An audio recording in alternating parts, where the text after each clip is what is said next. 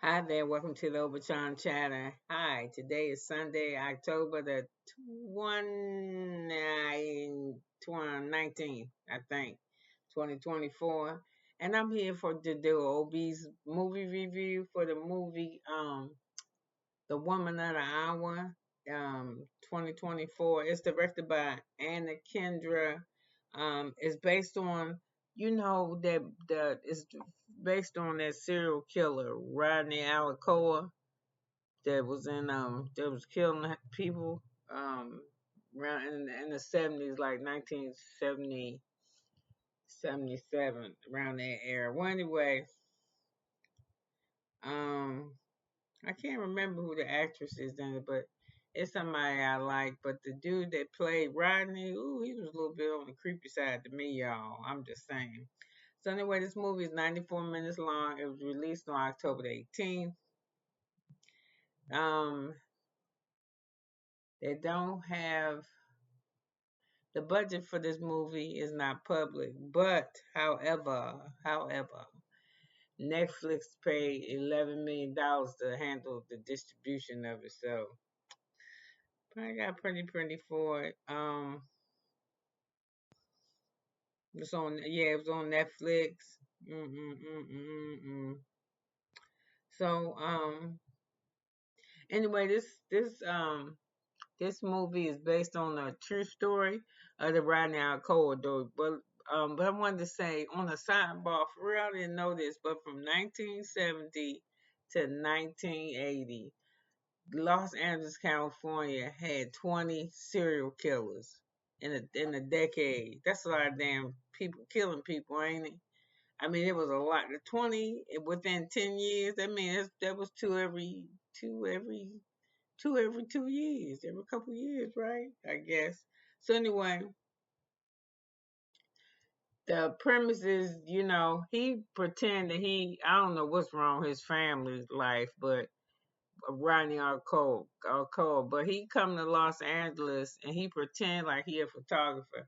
So, you know, he tell you, he if you homeless, he kind of watch out if you homeless, or he see like you kind of like needy a little bit.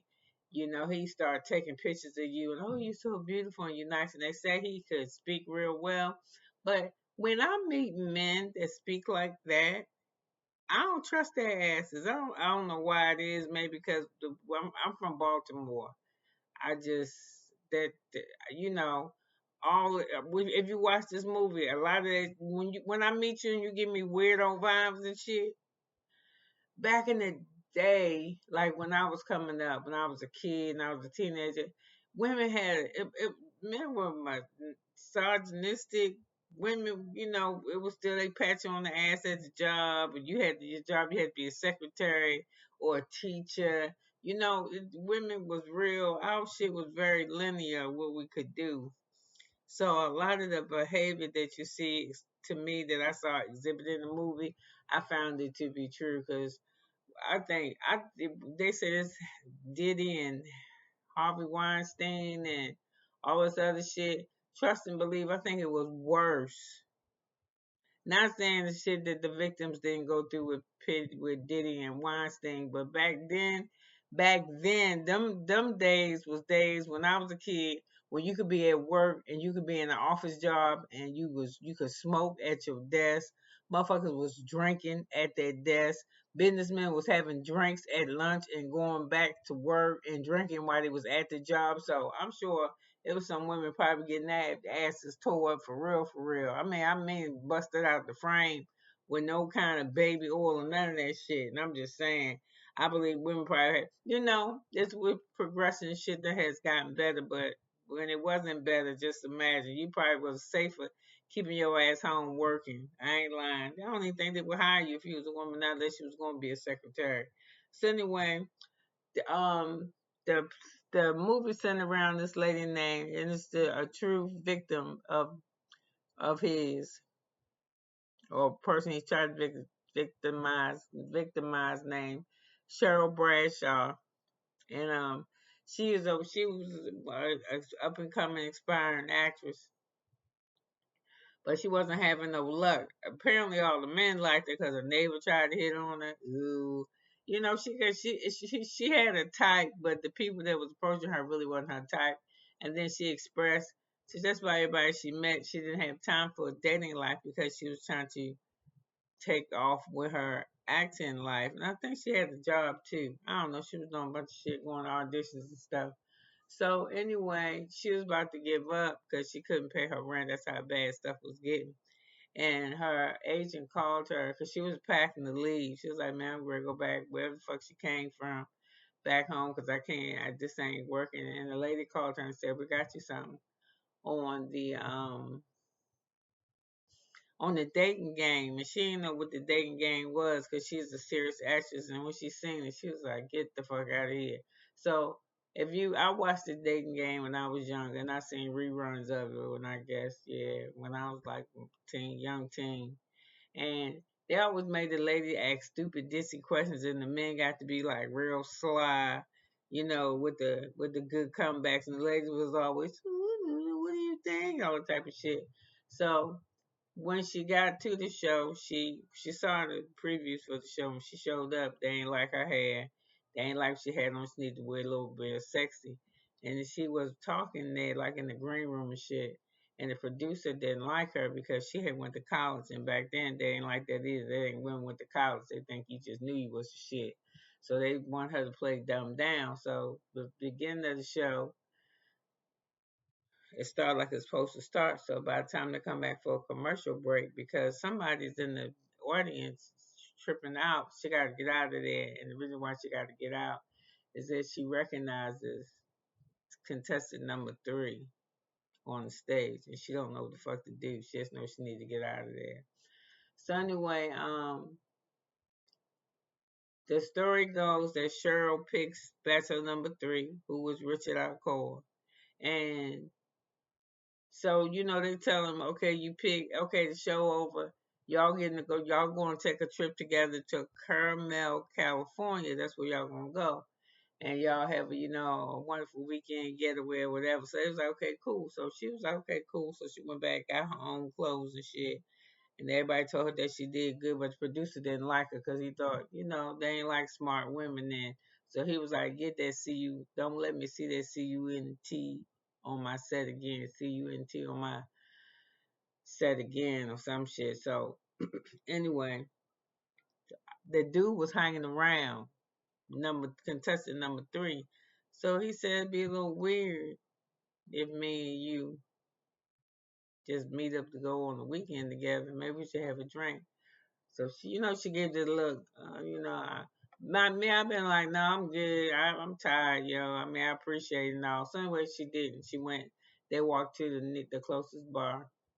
So they had some weird ass conversation. So he wanted to order another drink. So the old lady said, yeah, but the girl Cheryl shook her head like this. So the lady said, "Child, we get ready to close." And it was late. So she was walking back to her car. And he was like, "We can go somewhere else and something." She was like, "Nah, I think we got to go." And the reason why she was kind of tripping is because contestant number 2 told her when she was meeting them after when you play the game, you meet the people you ain't picked first and you meet the person that you pick last. So number 2 and number 3, that sound funny. Number 2 and number 3 ain't get along with each other because number 3 told some shit on number 2, and number 2 ain't like that. So he was like, maybe he said, I'm gonna kick your ass next time I see you. So Rodney, he down to that type of shit. So he did something to piss the dude off. Or when the dude went to hug the girl and said, "Be careful," he whispered that to her, and she was like, okay. So anyway, he was giving her a weird vibe. So anyway, she was like, well, okay, the drinks, good night. So he said, let me get your number. She was like, oh, let me write it down for you. So she wrote it down for him. She gave it to him. She said, well, okay then, just meet you up to Caramel. Maybe we can hook up for it. And he said, okay. He said, do me a favor. She said, what's that? He said, read back your number to me, cause sometimes you make a 4 look like a 9 and a 9 look like a 4. Can you read it back? And she was like, huh? Let me see it. He said, you don't know your number by heart? And he was like, "So what's up? You don't want me to call you?" She was like, "No, not really." And he said, "I should bust your motherfucking head in or some shit." And she's like, "What?" She heard that motherfucker said. He just looked at her. And she said, "What?" She kept saying, "What? Girl, you said what too many times. My ass would have been at the car." So anyway, I think she was running to the car. She was just a big ass parking lot. I was like, "God damn, the fuck did y'all walk to get a bed? Cross town?" She parked so far by the time she ran up there to him, she was trying to act like she wasn't scared. The bitch was scared. She's like, "Get off my car." And when she said that, he smiled at her. But some men came out of the building. That's the only thing that saved her. He was gonna kill that bitch for real, for real. So he liked to do shit like he liked to kill you. He liked to strangle you. Then he liked to bring you back alive. Then had sex with you. Then kill you. Then bring you back alive. Like crazy shit. So damn, I'm recording this thing. Oh my god. So anyway, he just do some crazy shit to you. He was just like weird, but I don't know.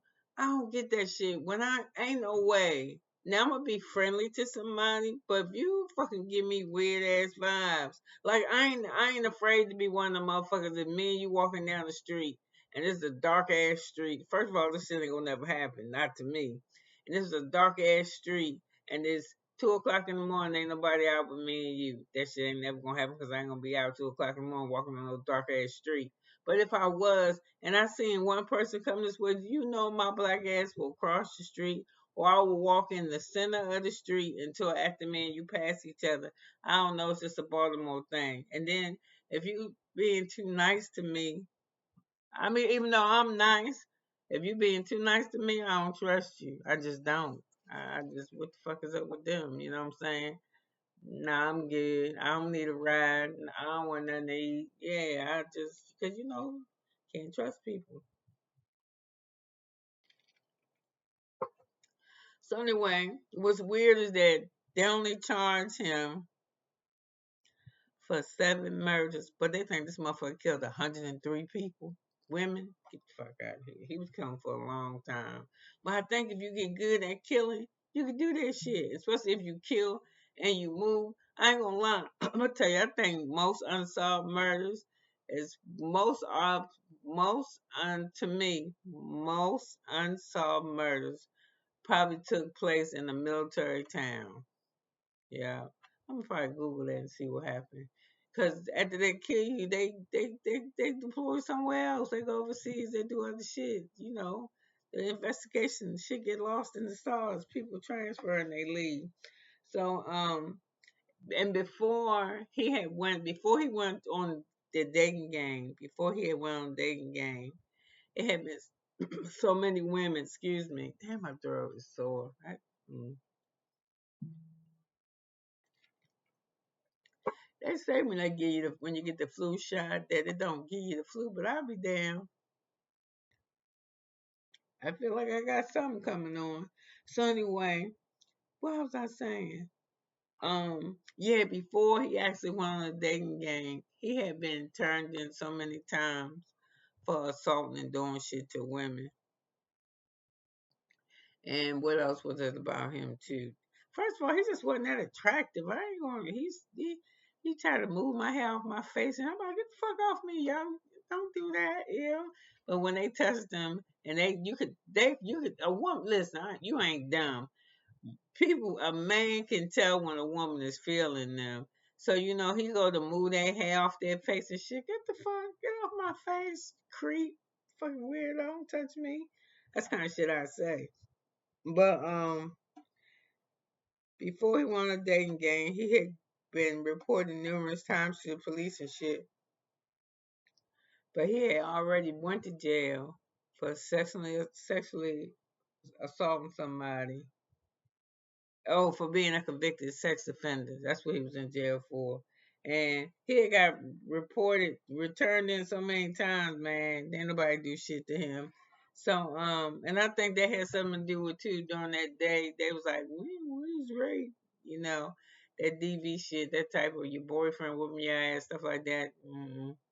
And I think they just ain't really take women. Those kind of assaults real serious when it came to women back. Well, I don't just think I know they didn't, cause I I came up in the era where you couldn't if your husband wanted to take in relations with you, wasn't no, nah, you wasn't. If you were saying no, you was only gonna say it for a little bit before they took it. I'm just saying that's kind of trees my people were shook from. I'm just saying the men. So yeah, he was just he wanted to be an actor so bad. Oh my God, he wanted to be an actor so bad. So, what I think it is, man, it was alright. But I ain't gonna lie to you, I kind of can't watch these type of movies no more, especially when I know somebody about to get fucked up. Cause I'm sitting there with the anxiety. It's like, don't they don't know. Cause he be so nice to them. Oh, give you apple pie. You want something to drink? Let me rub your feet. Then next thing you know, you turn around, this motherfucker busting you in here with a rock. I mean, that's got to be like, what the. Cause you just was talking to somebody and called them your Valentine and shit. Now they stabbing you, raping you. I mean, I don't think you're supposed to say that word, but y'all get what I'm saying. So listen, I ain't gonna keep it no longer.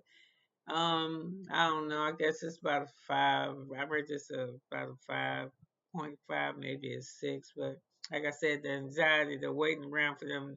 But when he gonna do the whammy on them, that shit, I'm just like, damn girl, get out the way, turn around, turn your back.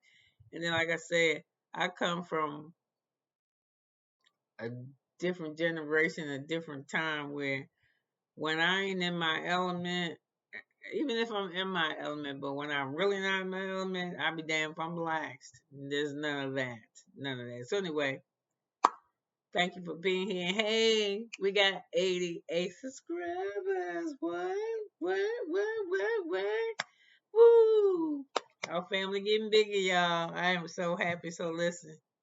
I'll be back later on tonight. I think to do the Real Housewives of Potomac. Ooh, I hope it's good. I'll see y'all later. Bye now.